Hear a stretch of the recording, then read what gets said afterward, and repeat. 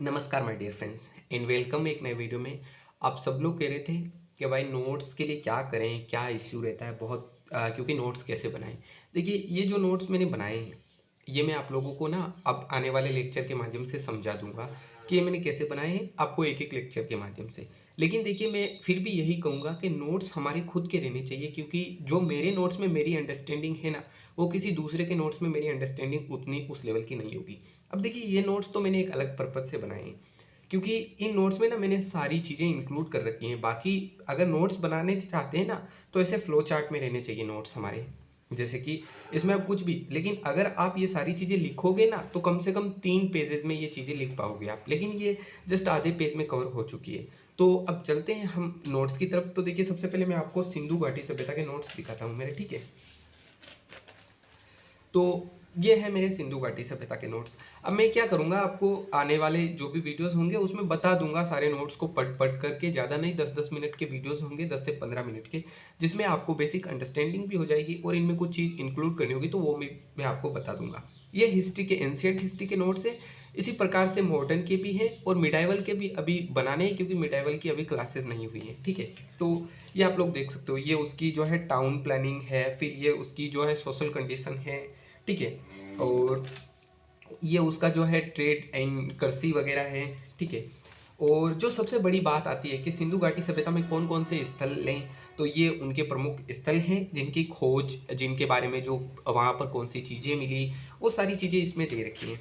आप देख सकते हो, बेसिकली मैंने पूरी कोशिश की है कि मैं हर एक चीज़ को इंक्लूड करूँ, ताकि मेरे नोट से और भी किसी की हेल्प हो तो वो भी इनको यूज़ कर सके, ठीक है। ये देखिए, वैदिक काल है ये, ठीक है। अब देखिए, हम वैदिक काल को 2 भागों में बांटते हैं, ऋग्वैदिक काल और उत्तर वैदिक काल। ये उनका पीरियड्स है, ठीक है। फिर ऋग्वेद आप देखेंगे कि इसमें आर्य के जो जानकारी मिलती है, तो हमने आर्य के बारे में बता दिया। फिर यहाँ पर हमने वैदिक काल के बारे में जो बेसिक जानकारी है वो। अब लेकिन देखिए, मैं आपसे कहूँगा कि ये नोट्स मैं आपको बिल्कुल लेक्चर के माध्यम से दे दूंगा, लेकिन आपसे कहूँगा कि आपको जो है ये बुक पढ़नी पड़ेगी पहले, ठीक है ना। मैं आपको बुक दिखा रहा हूँ, ये बुक आपको पढ़नी पड़ेगी पहले। इस बुक को पढ़ने के बाद ही आप नोट्स पढ़ेंगे ना, तो ये आपके लिए हेल्पफुल रहेंगे, ठीक है। अब देखिए, आपको लगेगा कि इस बुक में मैंने कुछ अंडरलाइन, नहीं, मैंने इस बुक को पढ़ रखा है, लेकिन मैंने कुछ भी चीज़ को अभी इसमें हाईलाइट नहीं किया है, ना अंडरलाइन किया है। अभी हाईलाइट करना, अंडरलाइन करना बाकी है, क्योंकि अभी मेरे को 2 बार इस बुक को और पढ़ना है, ठीक है। क्योंकि मैं चाहता हूँ कि फिर मेरे को इन नोट्स से ही काम हो जाए। बाकी ये नोट्स मैंने इसलिए बनाए ताकि सबके लिए हेल्प हो जाए। तो आप देख सकते हो, ठीक है। फिर ये उत्तर वैदिक काल हो गया। अभी मैं जैन धर्म और बौद्ध धर्म भी दिखाने वाला हूँ। तो ये जैन धर्म हो गया, ठीक है। आपको सारी चीज़ें दिखाऊंगा। ये बौद्ध धर्म हो गया, ठीक है।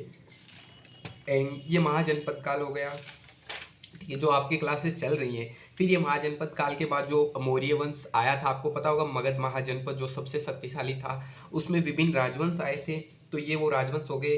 फिर हमारे यहाँ पर पश्चिम के जो आक्रमण हुए थे, यूनान के, ईरान के जो मकदूनी आक्रमण थे वो हैं, ठीक है। फिर ये अशोका एम्पायर आ गया, मौर्य साम्राज्य आ गया, ठीक है। फिर ये जो है अशोक एम्पायर में जो है मौर्यों के जो स्तंभ लेख थे, अशोक के जो स्तंभ शिलालेख वगैरह थे, उनकी सारी जानकारी है। तो इस प्रकार से ये सारे नोट्स हैं। आप देख सकते हो कि इसमें सारे नोट्स इंक्लूड हैं, जितने भी एंशियंट हिस्ट्री है सारी इसमें इंक्लूड है।